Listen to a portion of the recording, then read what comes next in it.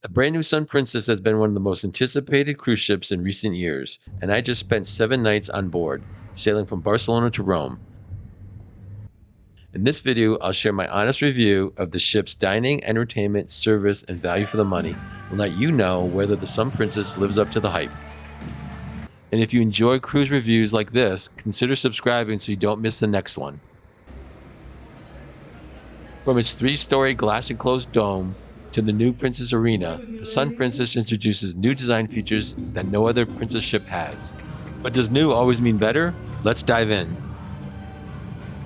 The Sun Princess is one of the newest ships cruising the Mediterranean, and I had the chance to spend a full week on board. Along the way, I stayed in a mini suite, which gave me some extra space and comfort, perfect for relaxing after long days exploring the shore. This was a 7-night cruise, departing Barcelona on August 9th and arriving in Civitavecchia, that's the main port for Rome, on August 16th. The itinerary included Gibraltar, Marseille, Genoa, and La Spezia. Each port offered a different flavor of history, culture, and local cuisine. From dramatic rock formations to historic monuments, and even rolling pasta by hand in a cooking class guided by locals who bring their traditions to life. My review is based on this exact sailing and my experiences on board, so your trip may look a little different, but I think this will give you a sense of what to expect from the Sun Princess. Let's talk about the ship itself. Sun Princess is part of Princess Cruises' new Sphere class, their most innovative design to date. Welcome to the Piazza, the ship's central gathering place that's always buzzing with energy. Spanning 3 decks, its open design offers incredible sightlines. While the ship lifts 300, the area feels much larger with standing room for nearly 500 guests. The layout is clearly optimized with staircase and bars positioned outside the main floor to maximize space. Since this is the ship's event hub, hosting live music, dancing, aerial shows, and social gatherings, just be aware that traffic can be slow mid-ship when events end and guests move on. But that's just part of the lively atmosphere. Another highlight is the Princess Arena, where the stage extends into the audience, allowing the seats to wrap around it, ensuring that you're always close to the action. Although the sightlines are great for most shows, props can block parts of the stage during some of the big production shows. Still, it's one of the most versatile theaters at sea, hosting everything from Broadway-style productions to more intimate performances. Now, when it comes to dining rooms, I'll talk about the food later, but the actual spaces themselves felt underwhelming. Princess has kept its tradition of splitting the main dining room across 3 separate venues. But personally, I miss the grand 3-story dining rooms that kind of look like something out of Beauty and the Beast. Now this is the main dining room. Finally, there's the dome, one of the most talked about spaces on the Sun Princess. By day, it's a stunning glass enclosed lounge that's filled with natural light and opens seamlessly to the sea view terrace, giving you sweeping views of the sea. In the evenings, however, the dome feels somewhat underutilized. It currently serves as a venue mostly for comedy shows and for acts that perform in the piazza, a setting that, while intimate, seats only 250 guests. Given its striking design and the anticipation surrounding it, one can't help but hope Princess Cruises will reimagine the dome into something as grand and distinctive as the space itself. Now let's talk about the cabin. One of the features I really liked was the medallion keyless entry. This means you don't have to search for your SeaPass card. The door simply unlocks as you walk up to it. It's a small detail, but it makes returning to your room effortless. I booked a mini suite for this cruise, and the cabin itself was very comfortable and came with all the modern amenities you expect in a next generation cruise ship. From updated lighting and storage to a sleek contemporary design, it definitely felt like a premium space to unwind. What really caught my attention was the bathroom, easily the largest I've had at sea. It featured a full glass enclosed shower and enough room to move around comfortably. Now, all bathrooms on the Sun Princess have glass showers. The difference with the mini suite is simply the size. The bathroom and shower area are noticeably larger, which makes getting ready each day much easier. But when it comes to value, the numbers tell the story.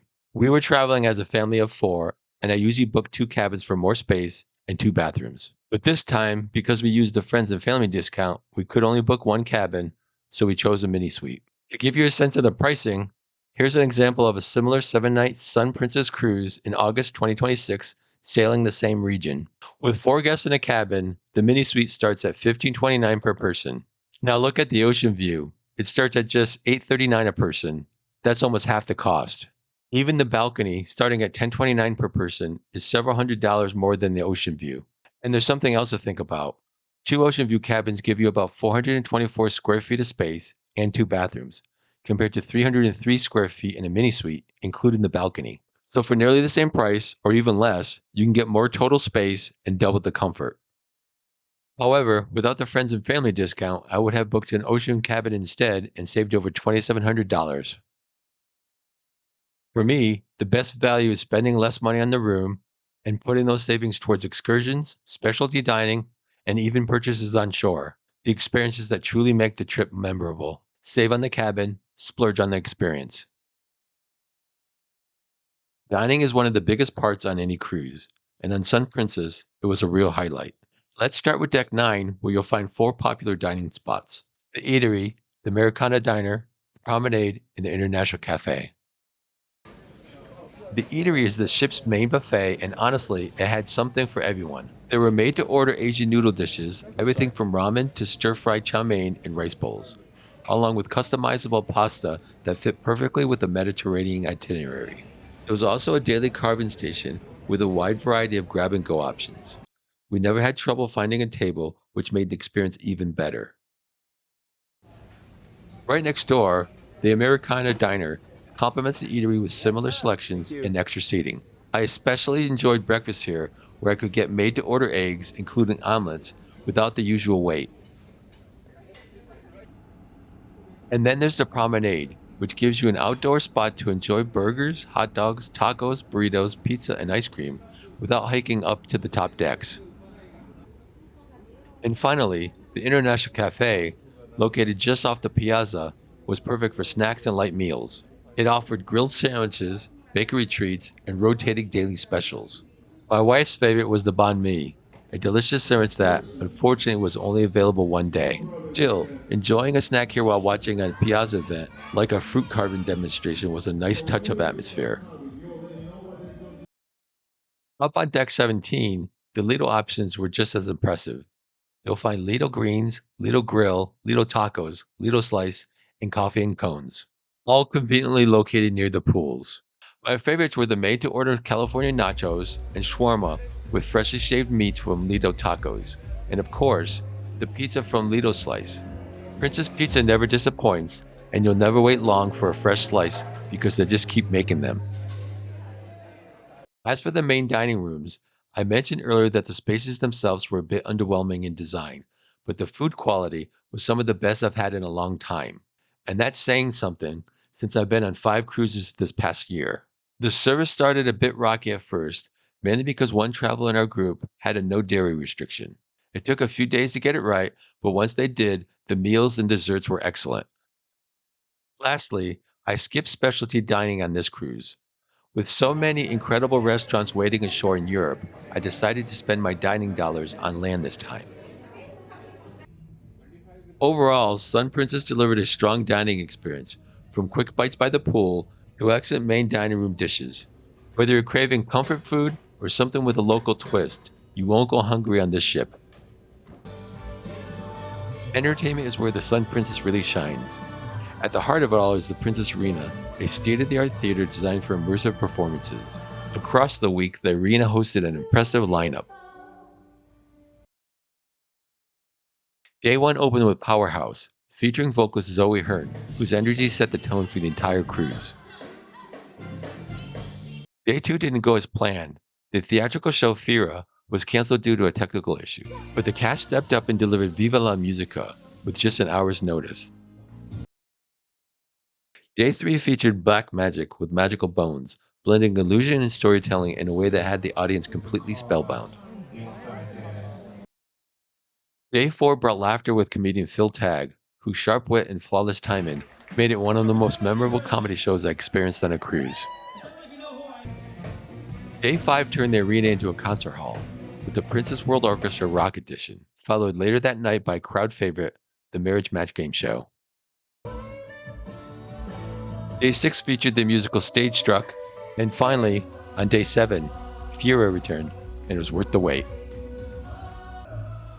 The singers and dancers in the production shows were among the best I've seen on any ship, and the live Princess Orchestra added tremendous depth to each performance. But the entertainment didn't stop there. Around the ship, there were variety acts in the piazza and the dome, from singers like Zoe Hearn to comedians and specialty performers. Deck parties kept the nights alive, from the sensational deck party by the pool to the silent after party in the dome, and even luminescence, ABBA in white in the piazza. Honestly, there was so much happening, I doubt I even saw 20% of it. And when I wanted to take a break, there was plenty of quieter spaces, perfect for relaxing and recharging for the next show. All in all, Sun Princess offers an entertainment experience that's both spectacular and diverse, with something for everyone, whether you're seeking high energy or peaceful escape. Princess Cruises has long been known for friendly, attentive service, and while this reputation held largely true on this voyage, my experience was a little bit more mixed. This was my 24th cruise, and it was the first time I've ever had an issue with the cabin steward. It began with a simple request to have the bed configuration changed from a queen to twin beds, as we had requested before sailing. Unfortunately, our steward was reluctant to make the change and even spoke to us in a way that felt dismissive. There were a few other issues along the way, enough that I preferred to avoid returning to the cabin during the day just to prevent another uncomfortable encounter. I realized that everyone can have a rough week, and maybe this was his. I just hope future travelers find their experience with this steward to be more in line with the level of service Princess is known for.